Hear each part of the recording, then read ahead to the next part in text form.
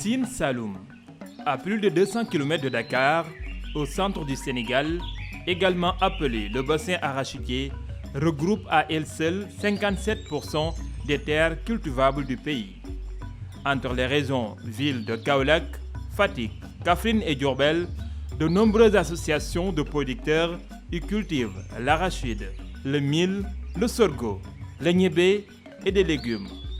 Mais les changements climatiques frappent de plein fouet la région, qui est aux prises avec une dégradation inquiétante des sols. suuf bi moom mën nañu wax ne suuf bi dafa acide suuf bi dee na bi sonn na ba tax na léegi ki doon bay di am à l'hectare fukki mbaam ak juróom léegi dem ba mënatoo am sax juróom-ñaari mbaam à l'hectare loolu moom bari na fi yaatu fi lool sax lool suuf bi moom problème bu rëy la waaw. bu baax mbay mboq moom fii moom daf ñuy dimbale ci dund bi bu baax fii mboq la ñuy bay en général ak gerte ak suuna ak basi yooyu xeeti mbay yooyu la ñuy gën di bay fii ñebbe bëriwu fi bon yeneen xeeti mbay yi taxul mu bëri fi. Depuis plus de 3 décennies, le Sénégal subit un effondrement continu des performances de l'agriculture. Les rendements agronomiques et les productions agricoles ont chuté. Les revenus des paysans et les produits de l'élevage à la baisse. Pour les producteurs, on sait que d'abord, le niveau de fertilité est très variable sur l'étendue du territoire. Et on est en train d'utiliser les mêmes formules d'engrais partout. Donc l'intérêt pour le producteur déjà, c'est de pouvoir se situer par rapport aux besoins de la spéculation qu'il est en train de cultiver et aussi du niveau de fertilité du sol qui est son support sur lequel il travaille. Des études réalisées par le CILS, Comité inter-État de lutte contre la sécheresse au Sahel, indiquent que sur les 3 850 000 hectares de terres arables dont dispose le pays, 2 400 000 hectares sont fortement dégradés, soit 63%. Et les résultats scientifiques sont là, elles sont très peu prises en compte. Et ces résultats scientifiques montrent que la dégradation des sols est fortement liée à l'acidité et qu'il faut pour cela amender les sols et restaurer la fertilité. Qui fait que la plus grande partie des sols au Sénégal, si vous constatez, 65% des sols sont acides au Sénégal. Et au niveau de Saint-Louis, on parle de salinité des sols. Et l'appauvrissement des sols dans la zone de Thiès jusqu'à Lompoul, à Pout et à Potou et l'Ona, ce sont des zones sableuses. Et aussi dans la zone de Kaolack que nous avons, qui est le bassin arachidier. Ce bassin arachidier, on a constaté que plusieurs sols sont acides. Et le mal risque d'empirer.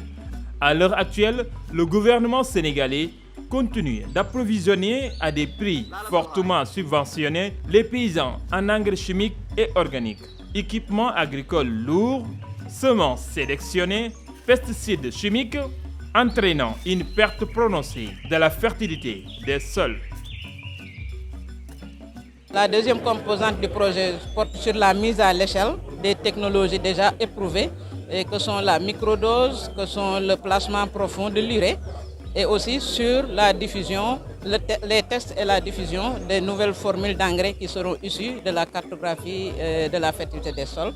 Et on a une troisième composante qui porte sur l'environnement politique des engrais au Sénégal, de la production jusqu'à l'utilisation, en harmonie avec le cadre défini par la CEDEAO. La dégradation des terres, la désertification, le changement climatique, l'érosion de la biodiversité constituent des problèmes environnementaux majeurs dans le Sahel. Les effets de ces phénomènes aggravent les moyens d'existence durable des populations. Et malheureusement, les prévisions climatiques montrent que si rien n'est fait pour inverser la tendance, la situation ira en s'aggravant. L'agriculture ordinaire qui requiert l'utilisation d'engrais chimiques est vouée à l'échec. L'Union Tawfekh Oscar, qui regroupe 26 associations de producteurs dans le bassin arachidier au Sénégal, constate que les engrais chimiques et le fumier à eux seuls ne permettent pas de corriger la dégradation des terres agricoles. Désormais, la solution repose sur le solage des terres. Avec l'appui d'une organisation non gouvernementale, l'Union Tawfekh Oscar dispose du Terra Calco, un produit à base de calcaire pour augmenter la fertilité des sols.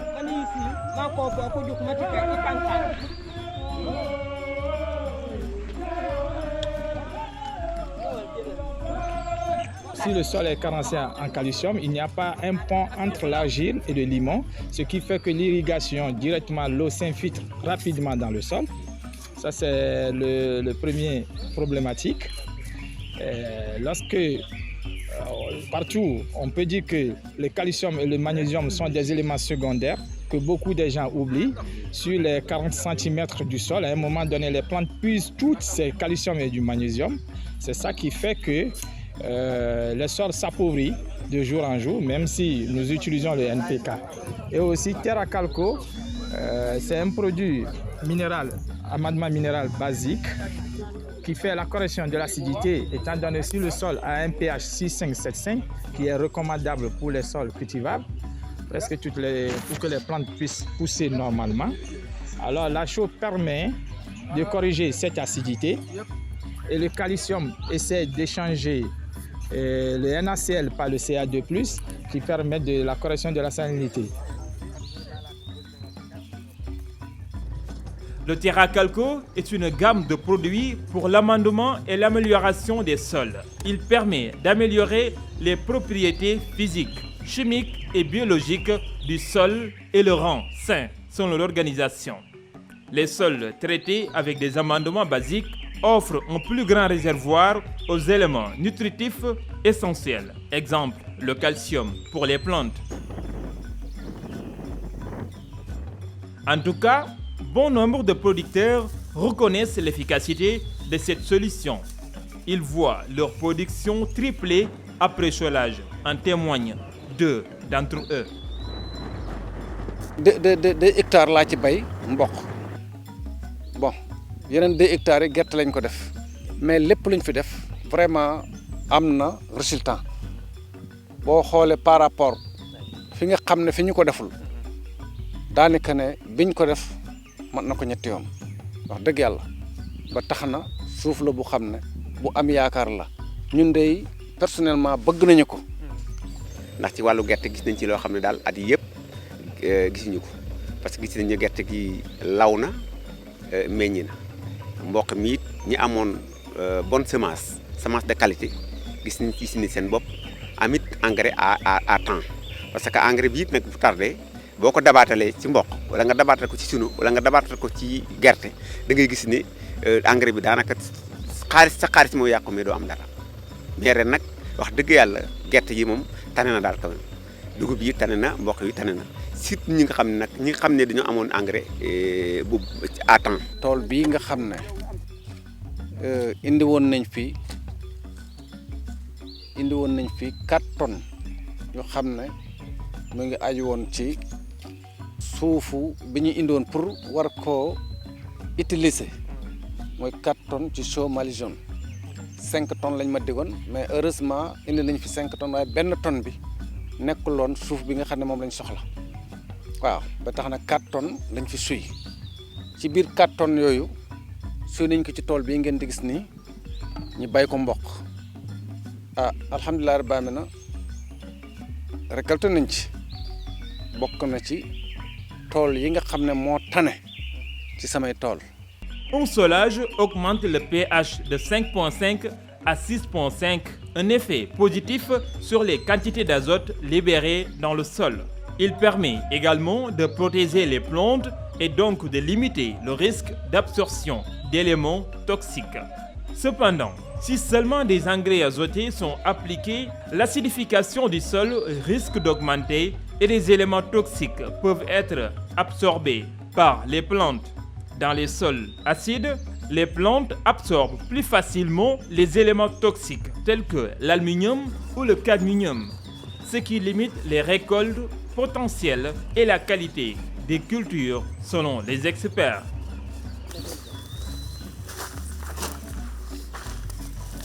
L'utilisation peut aussi impacter négativement les terres et par ricochet la production.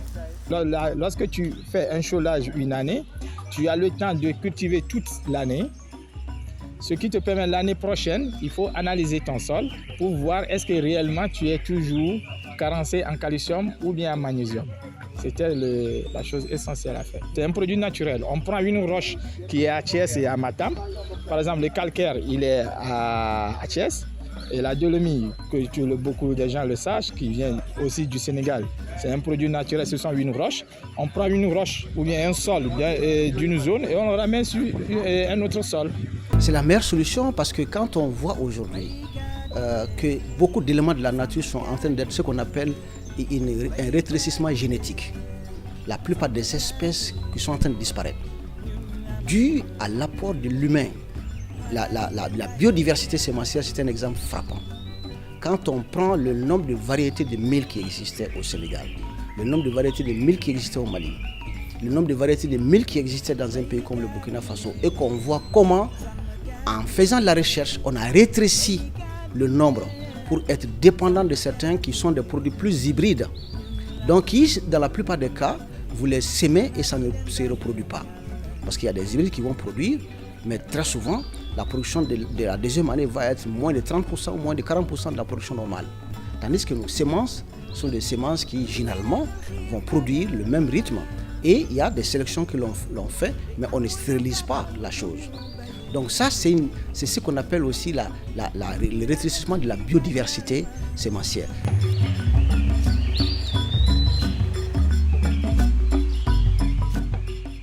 Face au problème de dégradation des terres, certains pays ouest-africains comme la Côte d'Ivoire, premier pays producteur de cacao, misent sur l'agroforesterie en plantant des arbres dans les champs pour protéger les sols du dessèchement et permettre à la biodiversité de se développer.